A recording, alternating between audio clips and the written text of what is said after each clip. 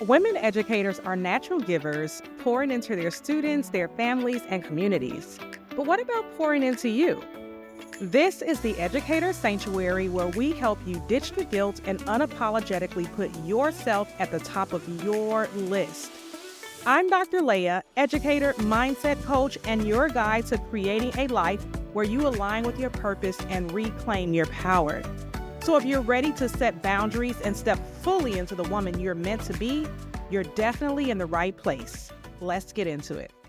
Hey, and welcome back to the Educator Sanctuary, where we have big conversations, mindset shifts, personal growth, and all the things that help us live more intentionally. Whether you are a mom, a teacher, a community leader, or a woman holding space for others, this show is for you. It is almost the end of the year. I cannot believe it. Like, I can and I can't. This has been the longest year ever, but we are almost at the end of it. And I know how overwhelming this season can feel, where a lot of things are coming up for a lot of people, and every event feels like a priority. The holidays, the family expectations, if you have a business, your home, your job. And on top of that, sometimes the people that you thought you could rely on, especially around this time of the year, could disappoint you. And today I am talking about how not to let disappointments of any kind steal your destiny, how to stay standing in line where it matters most, even when it feels chaotic, because it's almost your turn for the blessing. Disappointment is not a punishment. It's often closure disguised as chaos. The universe is clearing your path for what is next. And sometimes that disappointment that you are feeling is the very last test before your breakthrough. So I'm going to be exploring what that might look like for you in real life, how to shift your mindset around it, and how to keep showing up for yourself even when the world feels like it's pushing back. And if you are new here, every topic on this podcast has a transparent personal story, and today I'll be sharing another one. I've had several situations in this season where people and routines that I have relied on did not show up for me the way that I thought they would. I've had days where I have felt helpless and I have been frustrated by inconveniences. And more than once, actually, I have almost cried about the situation, but there's just something in me where it's just like, nope, don't do it. Don't cry. It's not the end of the world. These are just minor setbacks. And in all of the scenarios, I kept asking myself, hey, what would the higher version of me do or say in this moment? And I would attempt to act accordingly. And I started thinking about how the disappointments with an S have been showing me exactly where I may have gotten too comfortable, or whether I may have been holding my expectations too low or too high and relying on things outside of my control. And instead of lashing out or feeling defeated, I started just observing and saying, okay, I see this, I feel this, I don't like this, and now what? So even with small things, for example, I've shared earlier in the year that I didn't have my car anymore. And I have been getting like Uber and Lyft rides pretty much everywhere. And a couple of times, I have people that will say, hey, I'll drop you or I'll pick you up or something like that. And I have been doing that for a while. But I like predictability. I do not love uncertainty. And I ended up hiring me a driver. But my driver went on vacation for a couple of weeks. And needless to say, this has been the most interesting couple of weeks that I have had. And I've been having some difficult times getting to places that I needed to go. And on the weekends is seemingly the worst time because I live in a town where there are tons of things to do and there are more people who need rides than there are drivers available. So a lot of the past few weekends have been extremely difficult for me getting home, especially because on the weekends when there are more people than drivers, the app provides like surge rates. And so I recently had an incident where the ride that I would normally take was about 4 times more, almost 5 times more than I would normally pay. I was tired. I was ready to go home. And the price on the screen was so shocking to me. I was like, there's just no way that they're charging somebody this much to ride a few miles. And so I said, okay, well, I know people that should be going my way, so let me reach out to those people. And when I did, everybody said no for different reasons. And I immediately just wanted to cry. Like, I was just like, I'm so done. Like, I'm very frustrated. And also just because I'm the type of person where I felt like if I am able to do something, even if I had plans, if I knew that somebody else was going to be inconvenienced or stranded or something, I'm just the type of person that would just change my plans and say, okay, I don't want this person to be stranded. I don't want to leave this person behind. Let me go ahead and just change up my plans and I can figure out something else. But I have to realize that everybody is not me. And so I decided to kind of sit in a place and just gather my thoughts. I had no idea what I was going to do. I didn't know how long I was going to need to sit there or either pay this astronomical, unbelievable, unreasonable amount of money to travel a few miles. And so as I was sitting there, I asked myself the question again, what would my higher self do in this situation? And after a few minutes, I said, you know what? There's restaurants around here. Me and my daughter could just walk over to one of the restaurants and we'll just sit there, order something to eat, have a great time. And maybe after we eat, the prices will have gone down. And basically, I was saying, I cannot control this situation, but I absolutely can control how I respond to the situation. So I let my daughter know what the plans were, and we walked to a nearby restaurant. We grabbed the food, and we had a great time. I enjoyed my lunch and my conversation with her. And after about an hour or so, the prices did drop down to normal and I was able to get a ride. But then I said, you know what? I think I'm going to make a stop for a sweet treat because I felt like I deserved it after the day we had. So we went and picked up some treats. But while we were there, we were just kind of enjoying some sun and outdoor time. And, eventually we headed home.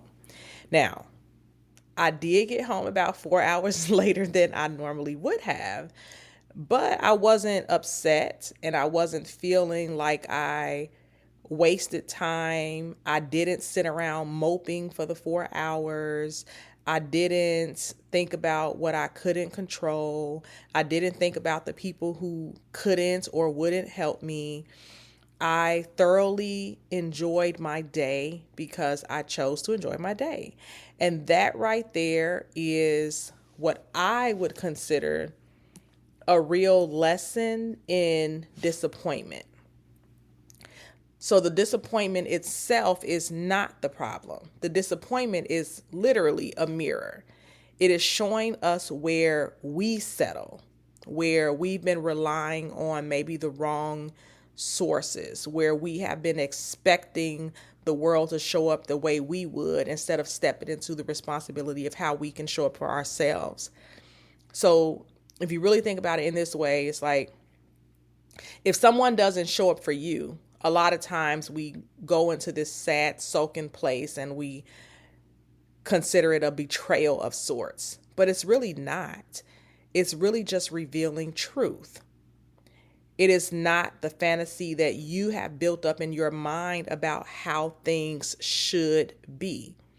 Disappointment is closure. It might be disguised as chaos, but it's really the universe saying to you, hey, you need to see this now. Hey, you need to deal with this now. Hey, you need to heal in this area. Hey, you need to get rid of those expectations that you set, and you need to do it more now instead of later. I also believe that disappointment is at times God saying, you were dependent on the wrong source. You were dependent on the wrong thing. You were dependent on the wrong expectation. And when none of those things deliver, it makes you feel sad. It makes you feel like it's a punishment. But what if it's just clearing up the path for you? What if it's prepping you for what's really meant for you? What if it's revealing exactly who people are so you can know who your true support system is?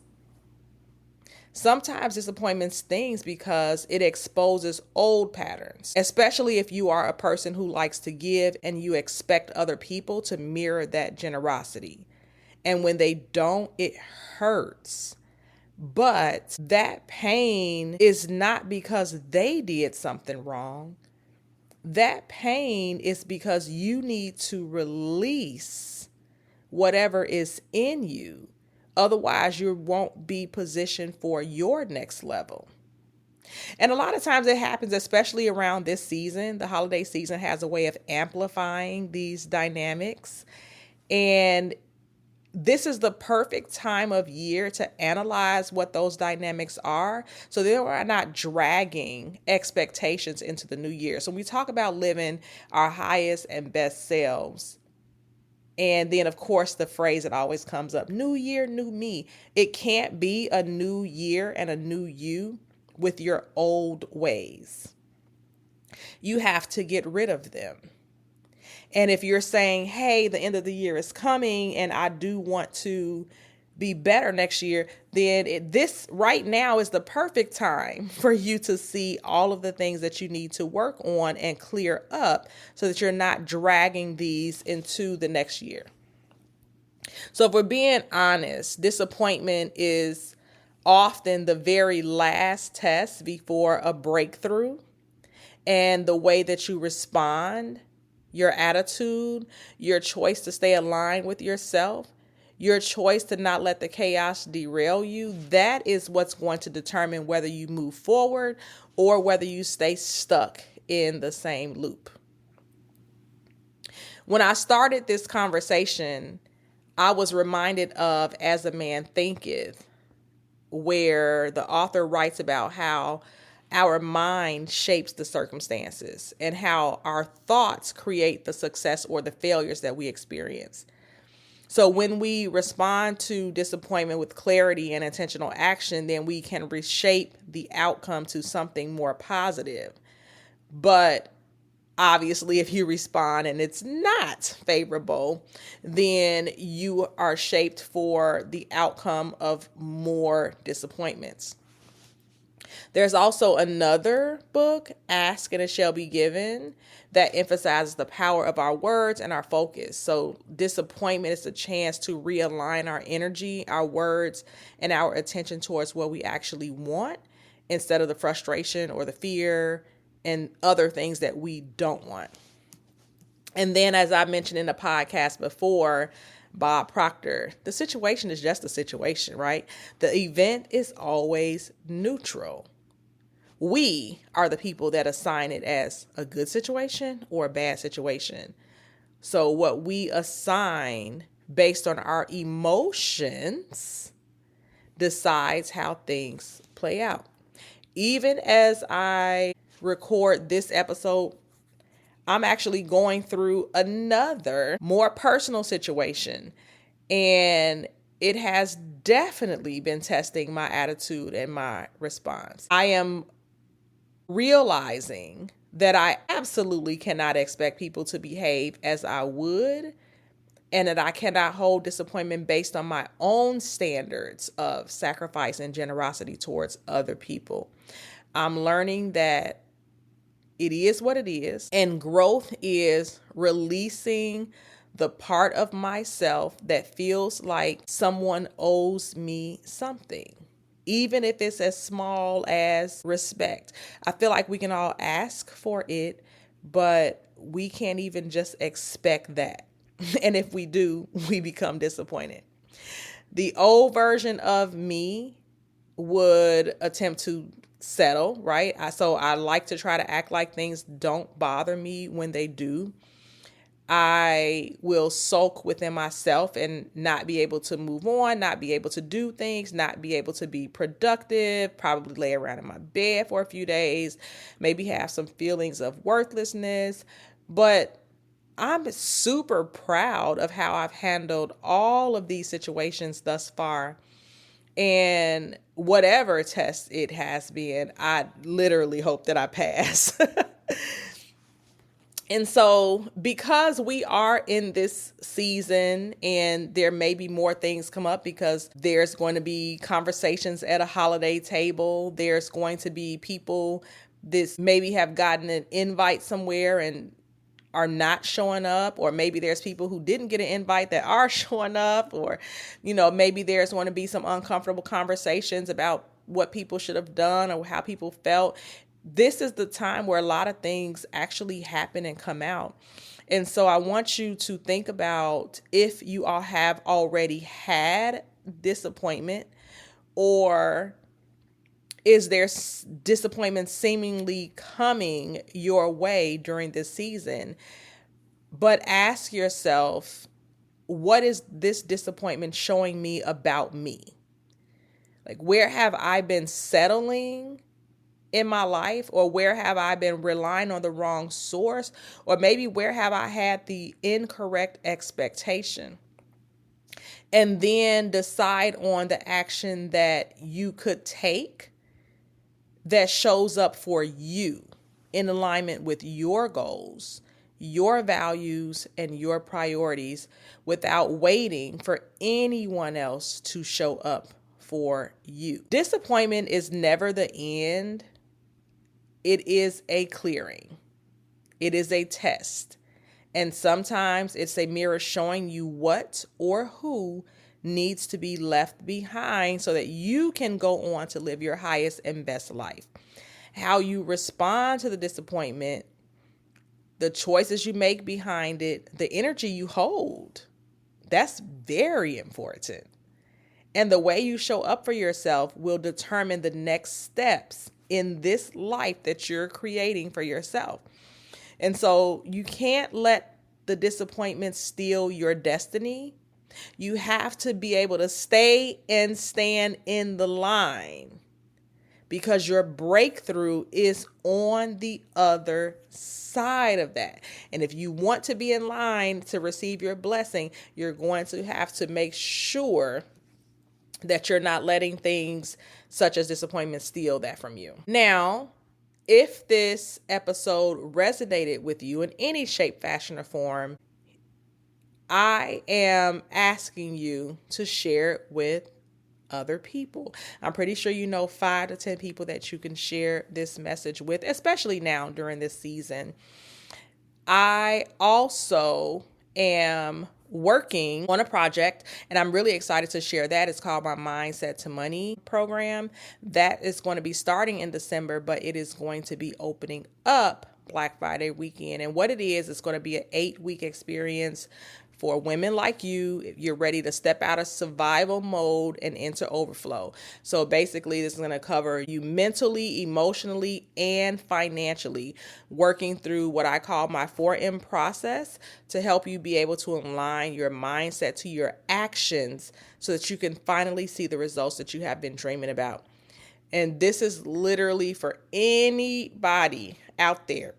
If you're tired of looping through the same stories year after year, the same disappointments year after year, trying harder, but receiving the same outcomes, we're going to be pulling back the veil so that you can see where you are stuck so that you can see the things that you need to take care of. And also, what do you need to put in place to be able to reach your goals fast? And the doors again will be opening for that Black Friday weekend. Spots are limited, of course, but this is going to be your chance to start 2026 fully aligned with your goals and with your destinies and ready and open to receive all that is meant for you. I'm so excited. So do share this out with women who need to hear this message, but also who may need this program. I will have a little bit more details in the show notes. So I do hope to see you and them there. Thank you so much. I cannot wait to see you again in the next episode. Talk soon. Thank you for joining me in the Educator Sanctuary, where we create a space for women educators to reclaim their power and prioritize themselves unapologetically. If you've loved what you've heard, please do not forget to subscribe, leave a review, and share this podcast with other amazing women who need to hear this message.